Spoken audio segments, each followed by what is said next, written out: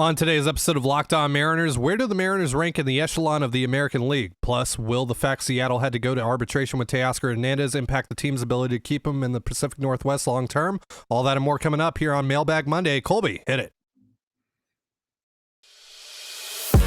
You are Locked On Mariners, your daily Seattle Mariners podcast. Part of the Locked On Podcast Network, your team every day.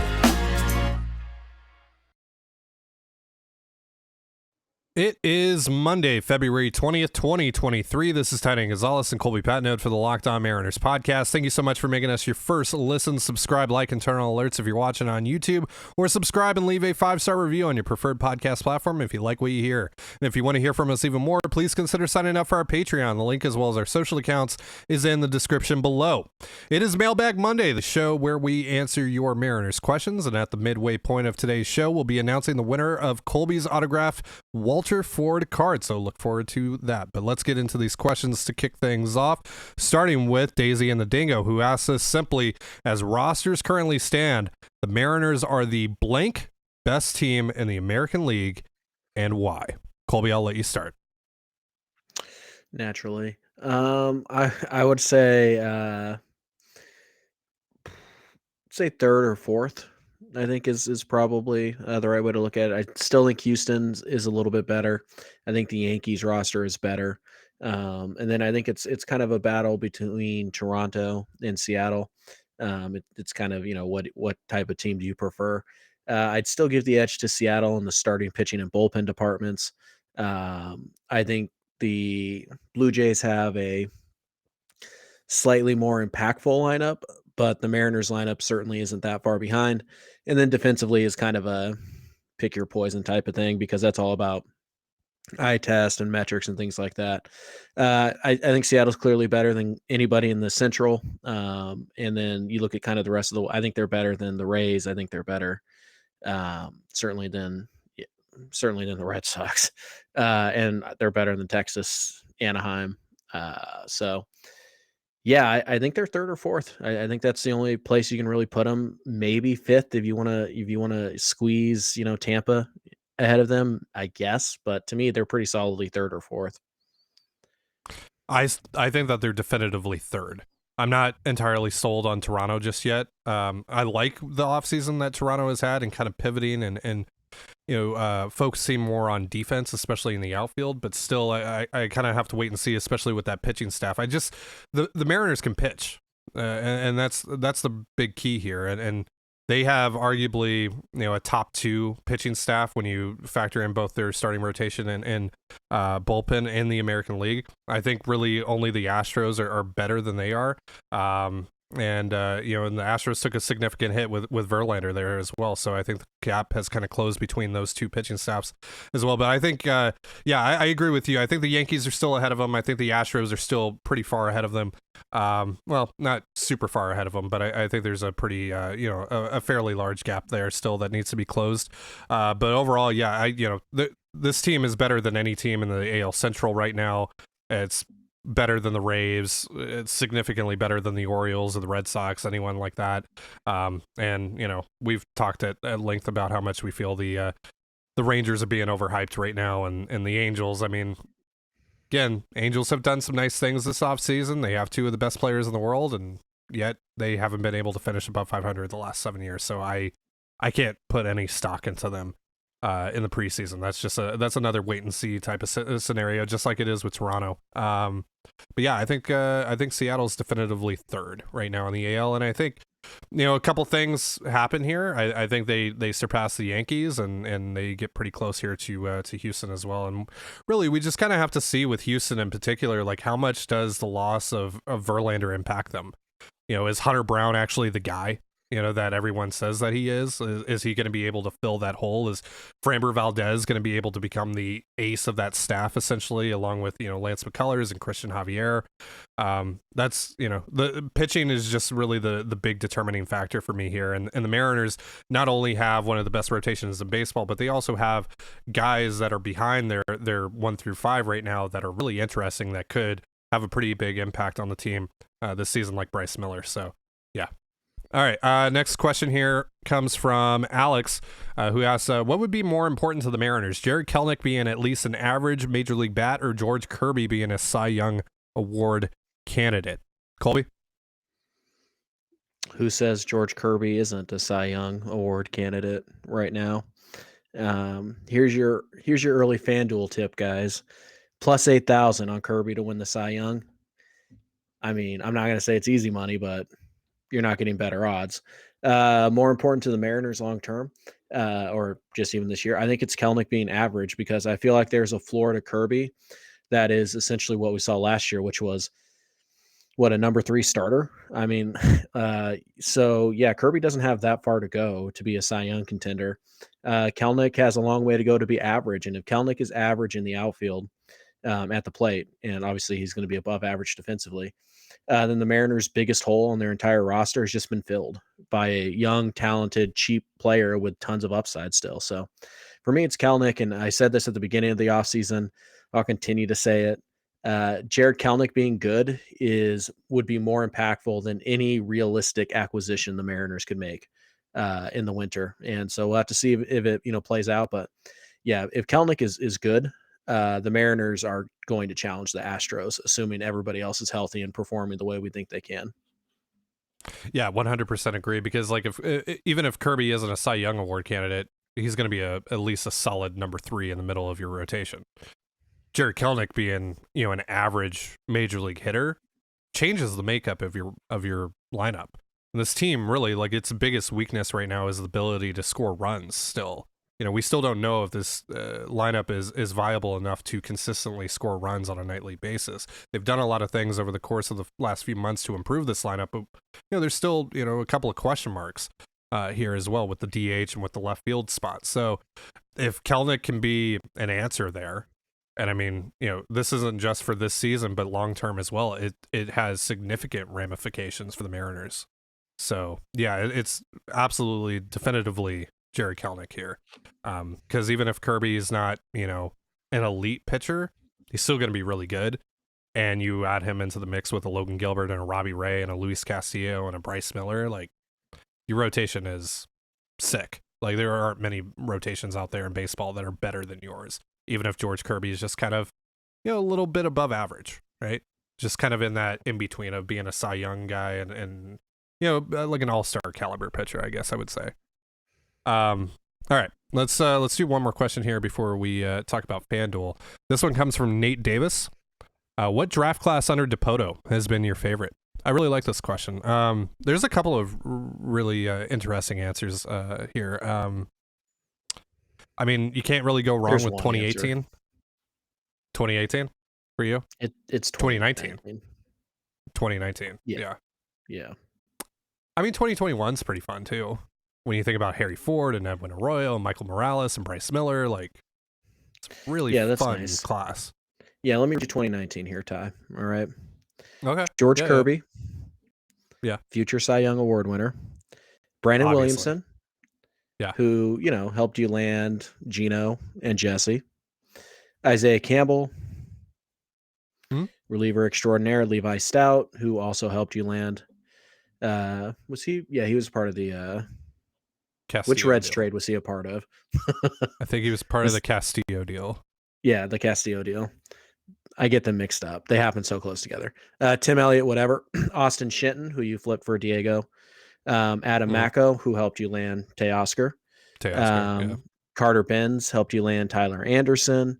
And then you just kind of look at some of the guys who are still around that are interesting. Logan Reinhardt's interesting. Travis Kuhn is interesting. In the 20th round, you drafted Cade Marlowe, who, looking like a pretty big piece there. So when you kind of look at this draft class and you say, who did they get and who did they keep and what did they do with these picks? I mean, they added George Kirby. They're going to add Isaiah Campbell this year, and probably Cade Marlowe out of this draft class. And they've used Williamson and Stout, Shenton and Macko to help them acquire Luis Castillo, Eugenio Suarez, Jesse Winker, Diego Castillo, and Teoscar Hernandez. That's a home run draft. Like, it doesn't matter what the other picks are. That's the home run draft. It's a really good draft.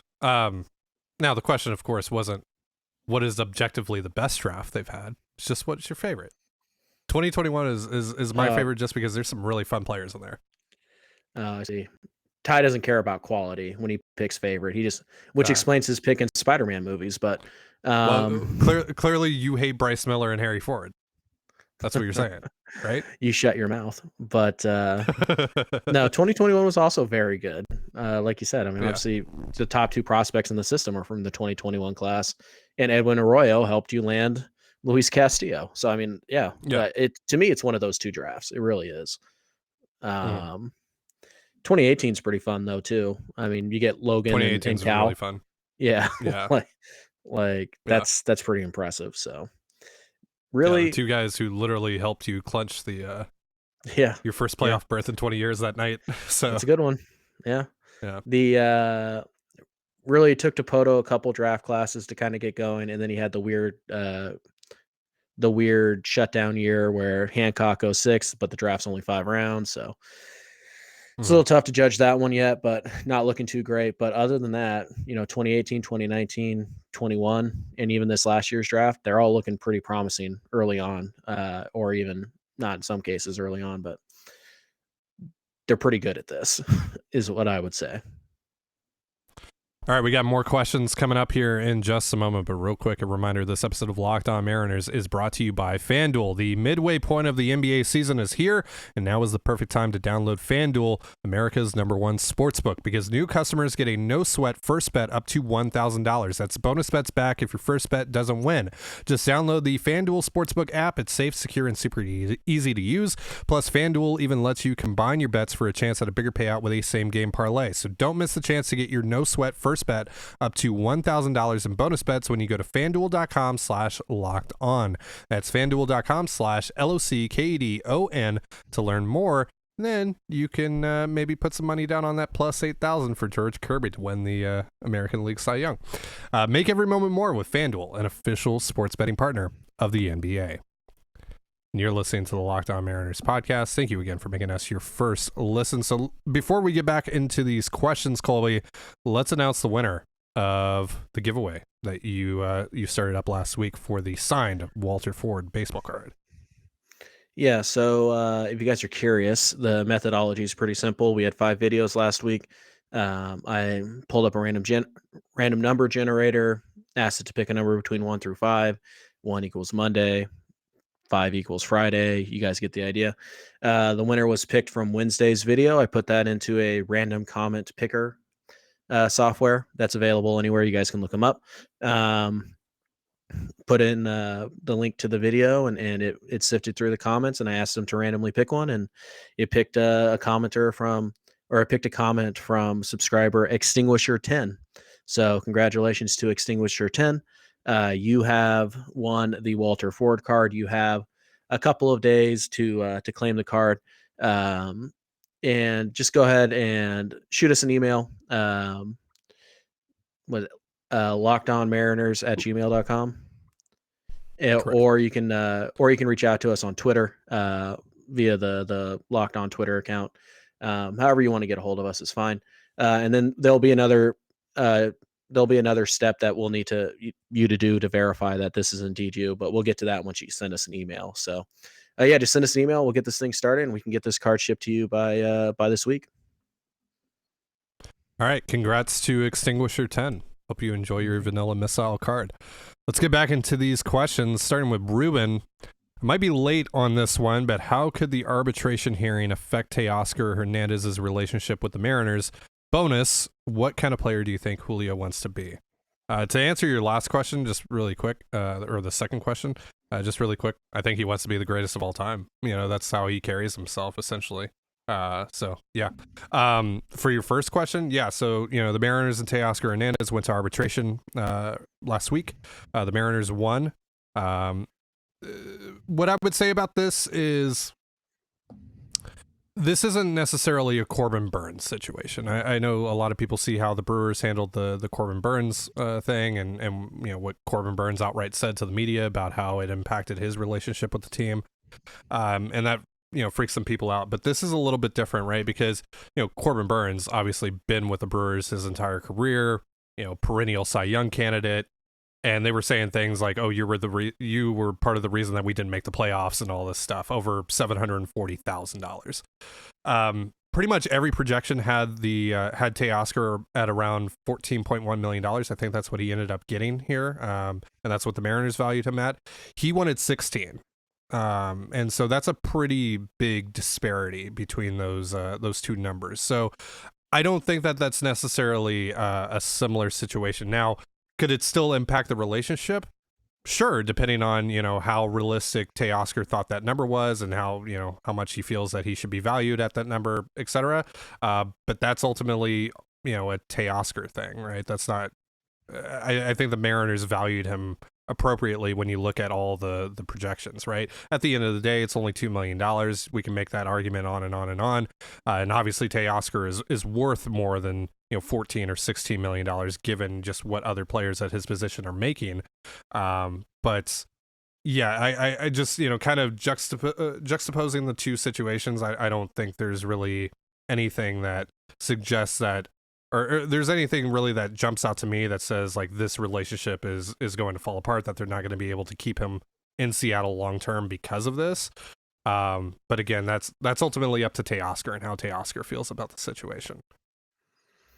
So yeah, yeah, the $2 million difference was the largest between player and team this year, and it's pretty sizable. But like Ty said, because there isn't a long track record between the player and the organization, there's very little that the organization could have said that Teoscar could take personally. There really isn't, because he doesn't have any, he hasn't laid down any foundation here. So they're not going to attack his character. They're not going to, ask about his contributions to, the playoff run last year, because those don't exist.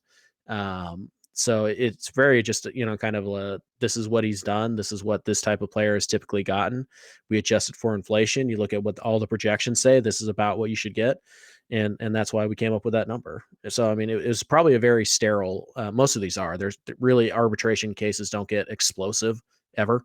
But no, I don't think this affects their long-term outlook anyways. And you need to remember, Seattle didn't acquire Teoscar Hernandez to have him for the next 6 years, right? If they get him for the next six years, fine, but they acquired him to have him for this year. So I really don't think that this is going to put any kind of strain on the relationship. If Teoscar likes it here and he gets to a number that the Mariners are comfortable with, then they could still easily work out a long-term extension. I don't think this is that big of a deal. I know some people are, fanning the flames and like, this is a disaster and, oh my God, how dare they sour the relationship that doesn't exist. But it's going to be fun. Yeah, it's just a very different situation compared to some of these others, like a Corbin Burns. And so, again, like I said, it's all up to Teoscar at the end of the day. If Teoscar feels slighted, then Teoscar just feels slighted, and that's what it is, right? And right. But I don't think the Mariners really stepped out of line here. They went along with what everyone else was projecting him to get. So I wouldn't really put a ton of blame on the Mariners in this situation if something, if the relationship is strained by this. So, all right, next question comes from Max. Which new Mariner is more likely to regress this season and why? Teo or Wong? I'll just say Colton Wong. I don't think either one of these guys are really going to regress, but I'll say Wong just because he's done it for a less amount of time. He's hit for, he's been a plus or an above 100 WRC plus guy for like 2 years, really.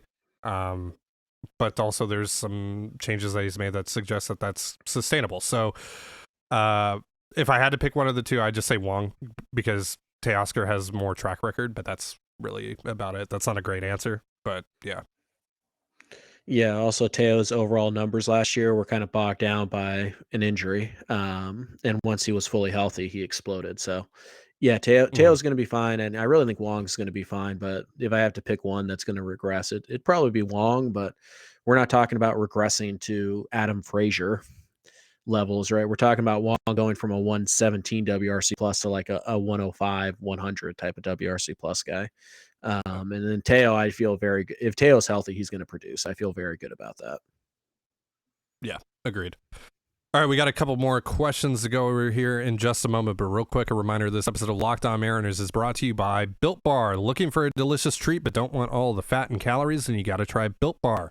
We just got through the holidays, and I know my goal is to eat a little healthier this year, and if you're like me, where you want to eat healthier but don't want to compromise taste, then man, I've got just the thing for you. You got to try Built. With Built, healthy is actually tasty. Seriously, they're so delicious you won't think they're good for you, which is perfect for your New Year's resolution. What makes Built Bars so good? Well, for starters, they are all covered in 100% real chocolate. That's right, real chocolate. And they come in unbelievable flavors like churro, peanut butter brownie, and coconut almond. I'm not sure how Built does it, but these bars taste like a candy bar while maintaining amazing macros. And what's even better is that they are healthy. Only 130 calories and 4 grams of sugar with a whopping 17 grams of protein. And now you don't need to wait around to get yourself a box. For years, we've been talking about ordering your Built bars at Built.com. Well, now you can get them at your local Walmart or Sam's Club. That's right. Head to your nearest Walmart today, walk to the pharmacy section, and grab yourself a box of Built bars. You can pick up a 4-bar box of cookies and cream, double chocolate, or coconut puffs. And if you're close to Sam's Club, run in and grab a 13-bar box with our hit flavors, brownie batter and churro. You can thank me later. You're listening to the Locked On Mariners podcast. Let's wrap up Mailbag Monday with a couple more questions from you guys. This one comes from Nicholas. How excited are you about Jared Kelnick's new swing? Not at all. Not at all. Not at all. Could not care less. Yeah, man. Jared has changed his swing and Quick, his setup and his stance and all this. What's the change he's made to his swing? Tell me. From that one side video, tell me what the change is. Exactly. I have no clue. Nobody I have no does. clue. I'm not a swing doctor. But yeah, so I don't know. We've seen him make changes at the plate constantly, and it's hasn't really led to anything in the past. So why should I feel differently now? Especially off of, a couple of videos on the backfields at the Peoria Sports Complex. I hate to go full Colby here, but I really don't care about this. I don't at all. I need to see it in game. I need to see him have success against major league caliber pitching with these changes before I get on board with any of this. Because right now, it's nothing. It means nothing at the end of the day. And I'm not, I'm not smart enough to decipher what exactly he's done off of a couple of videos from a side angle, in the dugout, or whatever it is. It's about as tangible as Robbie Ray's splitter right now. It doesn't exist as far as I'm concerned until I see it work against big leaguers. I don't care what it looks like. It has to produce. By the way, what is with everyone learning splitters this offseason? Matt Festa now has a splitter. And Pete Woodworth today was talking about how everyone in the Mariners rotation has something new to showcase. What's going on here? But why is the splitter the flavor of the month for the Mariners? I don't know. We got Gilbert, we got Ray, we got Festa, we got is Kirby working on a splitter? I wouldn't be surprised. Kirby's working on a new changeup grip, apparently. So there we go. Yeah. So yeah, insane. I don't get it. It used to be the cutter, but now the splitter. I think the splitter is the new meme at this point. All right. Wifsky has our final question of the day. Question for both Ty and Colby. What are your spiciest hot takes for the Mariners this season? I'll start. Evan White becomes one of the most valuable utility players in the org by demonstrating plus outfield / first base potential and finally creating offensive production. I'm going to save my hottest take for a future show that we're doing when we do our predictions, but I'll give you one though. Isaiah Campbell is going to be a top 4 reliever in the Mariners bullpen this year. Colby, you said spicy. It's not super spicy because my spiciest takes are I'm saving them for when we do our predictions. First of all, I reject the notion that being able to play the outfield and first base makes you a utility player. Try again, Wifsky.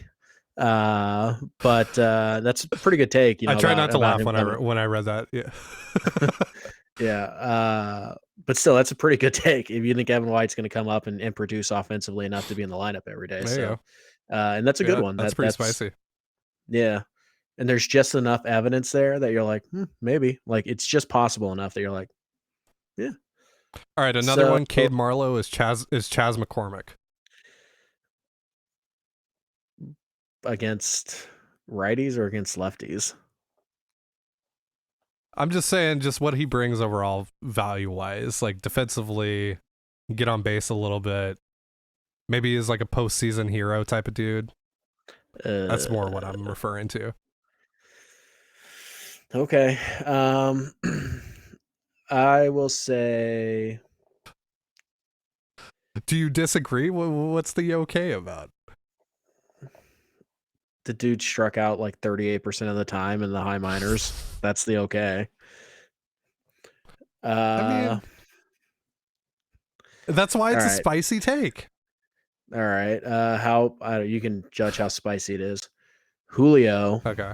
Which automatically doesn't make it as spicy as it can be. Julio goes 40-40 this year. Nah? I like it. Yeah, we actually had another question. I forgot to put it in here, but someone asked if it was more likely if Julio would hit over 300 or hit 35 bombs this year, and I would take the 35 bombs pretty easily. I don't think Julio's. I don't know if Julio's a plus 300 average guy. Didn't he hit like 286 last year? Yeah, but I feel like that's kind of like, I don't know. I feel like he's just going to be, in the 280, 290 range for his whole career. I don't know if he's a plus 300 guy. Maybe. I mean, he very well could be. Like, he's obviously got that talent. I just feel like it's more likely for him to hit 35 bombs than it is for him to hit over 300. Maybe he does both. Yeah, I don't want to say anything is unlikely with Julio. True. So, sky's the limit with the dude. So yeah. Yeah, this is a tough question for me because, as you guys know, I'm not really one for hot takes. So neither am I, man. I just want to talk about ball. Like I don't want to, make these loud. Yeah, I just, I don't want to make these loud proclamations that are never going to come true, and then I just look like an idiot in the end. Like that's not fun to me. I feel like you'd be. I look like an idiot anyway. Yeah, well. Yeah, so spiciest hot take. Okay. Matt Brash leads the team in saves. Who cares about saves? I don't know. I mean, there's some of you that are watching right now that definitely care about saves, but like, I don't care about saves. No, I don't either, but that's why I think it's kind of spicy because a lot of people are like, "Oh, saves means you're the best reliever," and no, not at all. Actually, naturally. I mean, as we all know, Fernando Rodney in 2014 was the best reliever in all of baseball. Hey, you will not besmirch Fernando Rodney on this podcast. I will not allow it. I'm not besmirching him. I'm just being realistic about him. Get to your outro. You have sullied yourself. I love Fernando. Too late. Too late. You tried to save big Fernando guy. All right. Well, that's going to do it for our show. Thank you so much for joining us here on the Locked On Mariners podcast. For Colby, Patino, I'm Trident Gonzalez. Be sure to give us a follow on Twitter at @LO_Mariners. You can follow me at Dane Gonzalez. That's CANEGNZLZ, and Colby at CPAT11. That's CPAT11.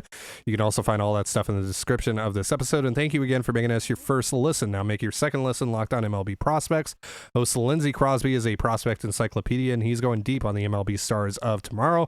It's free and available wherever you get your podcasts, just like us. And with that, have yourself a beautiful baseball day, and we will see you tomorrow. Peace.